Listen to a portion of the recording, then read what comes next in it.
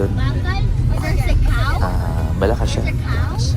Yung takbo namin kapag ganyan pa ako ay nasa 1.5 to 2,000 lang RPM. And ngayon nakarating kami ngayon sa place namin na safe naman.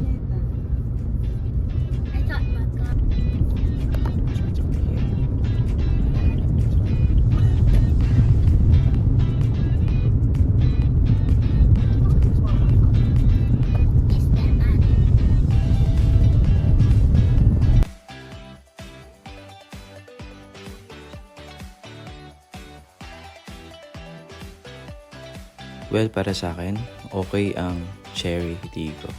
So, kung sa mga nagbabalak na bumili, why not try ninyo bumili ng Cherry Tigo? Isa pa pala, wala pa akong nakitang problema sa unit ko.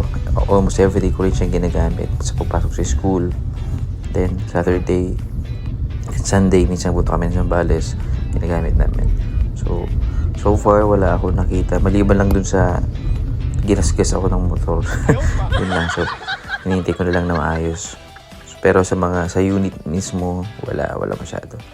Still, malakas pa rin siya. Then, yung konsumo ng gas, dito medyo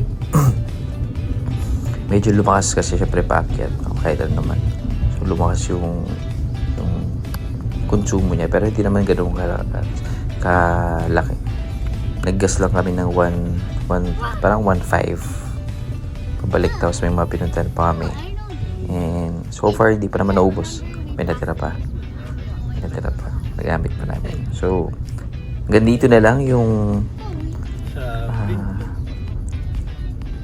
sasabihin ko. Paalala na po kayo if you are interested to buy Cherry Tigo. So far sasabi ko na it's a good deal. Karamihan ngayon, marami na lumalabas sa Chinese car. So, kung medyo nag-hesitate pa kayo, nasa inyo ang decision. I'll try to make an upload siguro after ilang months ulit. Then, makita ko kung may problema ba or kumusta pa rin ang takbo ng Cherry Tigo natin. So, thank you so much. If you can watch this, you can comment kung taga saan po kayo at kung isa po kayo sa mga